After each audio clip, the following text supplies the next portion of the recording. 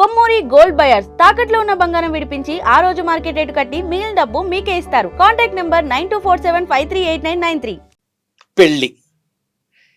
పెళ్ళికి ఏంటి ఇంతమంది ఎందుకు పిలవాలి అసలు?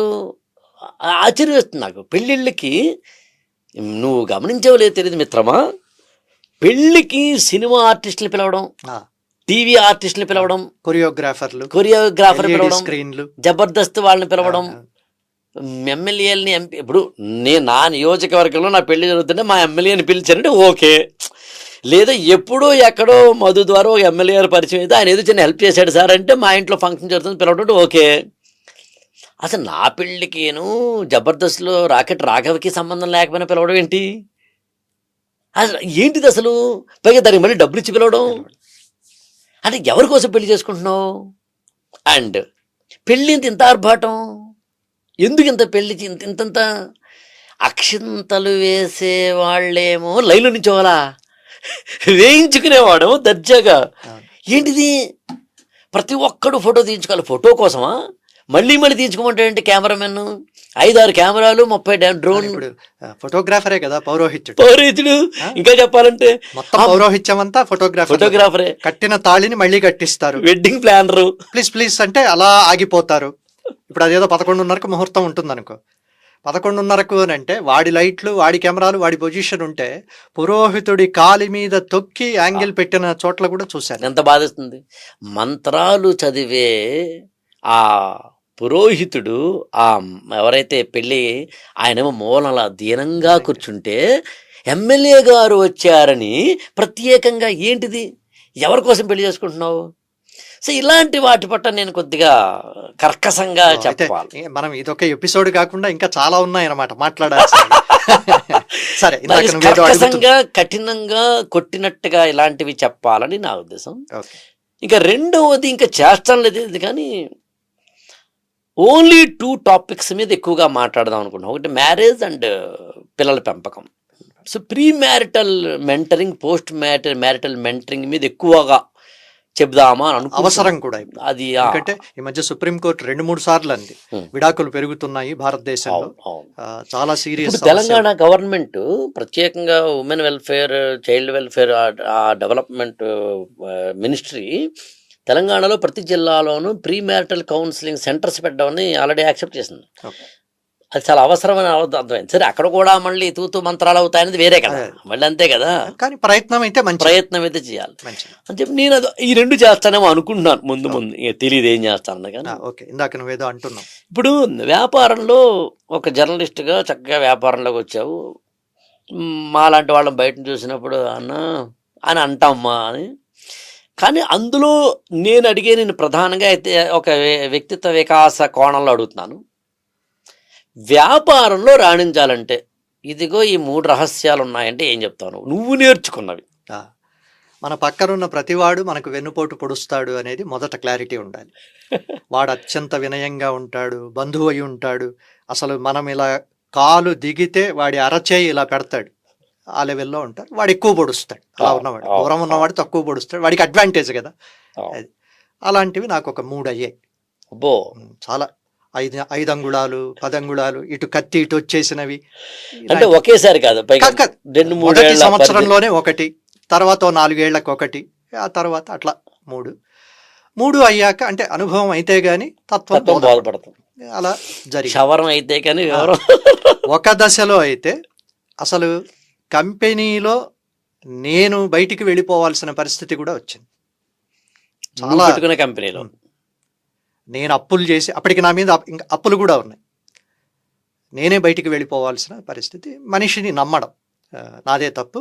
అయితే అలా 1-2 సందర్భాల్లో ఇతను నీకు బాగా వెన్నుపోటు పొడవడానికి కత్తి నూరుతున్నాడని చెప్పిన వాళ్ళు ఉంటే వాళ్ళని తిట్టాను.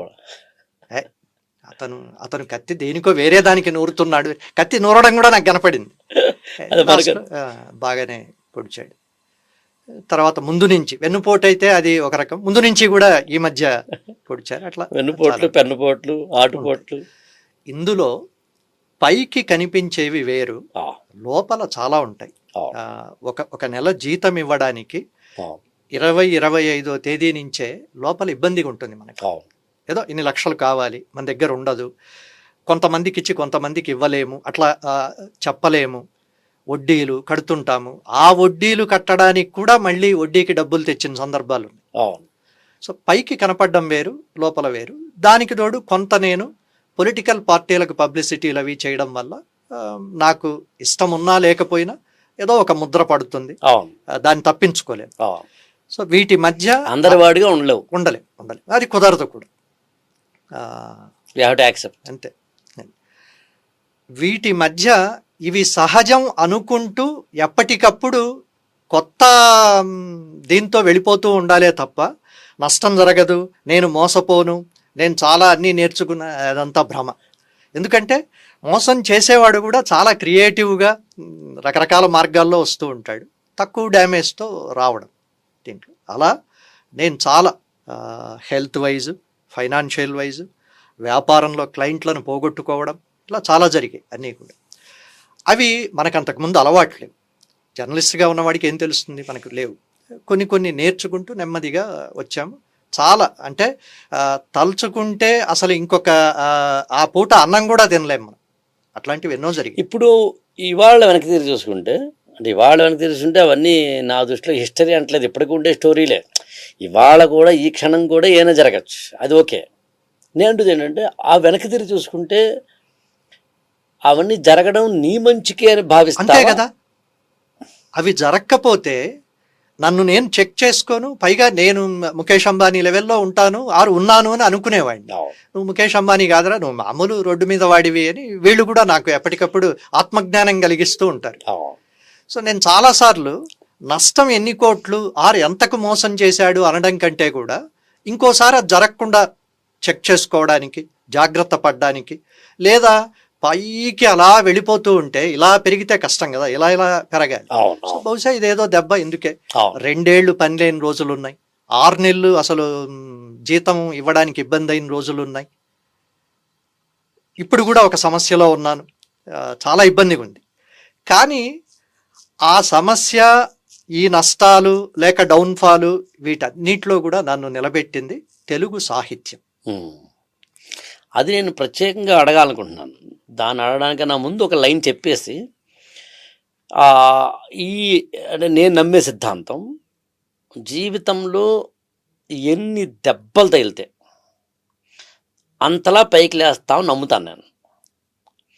అప్పటికప్పుడు అది ఏ కారణం చేతనైనా గాయమైతే అయి ఉండవచ్చేమో, కానీ దాని నుంచి ఒక విజయ గేయమే బయటకు వస్తుంది బలంగా నమ్ముతాను. వేటూరి గారు అంటారు కదా, గాయాలే గేయాలై పలకాలి అని.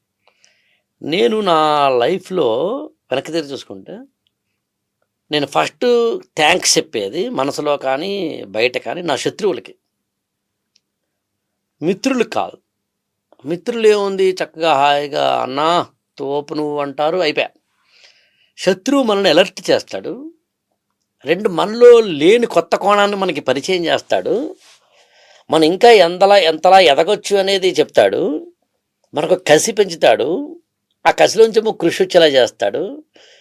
నేను ఇందాక ఎక్కడో చెప్పినట్టుగా నేను చెప్పిన లాస్ట్ ఇయర్ ప్రశాంతంగా హాయిగా ఇందాక నేను చెప్పిన డ్రీమ్ ప్రాజెక్టులు ఏవైతే ఉన్నాయో సొసైటీకి సంబంధించి నేను పూర్తిగా వ్యాపార ఆర్థిక పరమైనవన్నీ ఆపేసి ఓన్లీ సమాజ సేవ అనే కోణంలోకి వెళ్ళాలని, అంటే ఏదో చాగంటి గారి లాగా లేదా గరికిపడే లాగా ప్రవచనాలు లేదా ఫుల్ టైం అలా నేను ప్రవచనాల్లోకి వెళ్ళను అలా అనుకుంటున్న దశలో, ఎప్పటికైనా వెళ్ళాలనుకున్న దశలో, కాదురా బాబు ఇంకా నువ్వు సో అంటే నా దృష్టిలో